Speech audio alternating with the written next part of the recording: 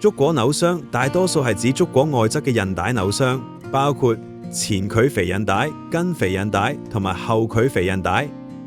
通常足果扭傷之後，足果內翻、旋轉變方向時會變得非常不穩疼痛，咁樣情況就係急性足果扭傷。呢個時候唔應該急住回復活動，反而最緊要係用護具固定足果，限制足果內翻活動，俾你嘅韌帶自然慢慢復原。同時可以佩戴 A09B 加上冰敷舒緩腫痛。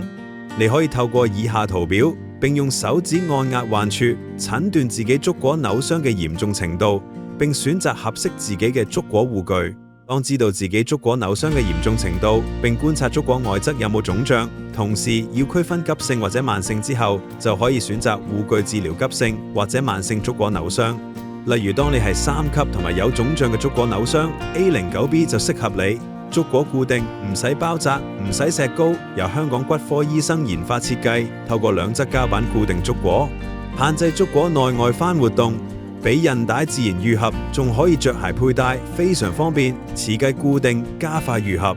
但切記當有腫脹嘅時候，唔好選擇8字帶嘅護具，咁樣會影響血液循環，嚴重嘅話仲會令腳掌位置腫脹。如果冇腫脹，而且係繼發性足果扭傷，韌帶鬆弛，就可以選擇 A08，佢有8字帶設計，同埋產品喺足果內外側有成形膠板龍骨固定支撐足果，避免再次壓傷。呢家各款足果護具係 Medix 網站、屈臣氏、迪卡儂、盈康有得買啦。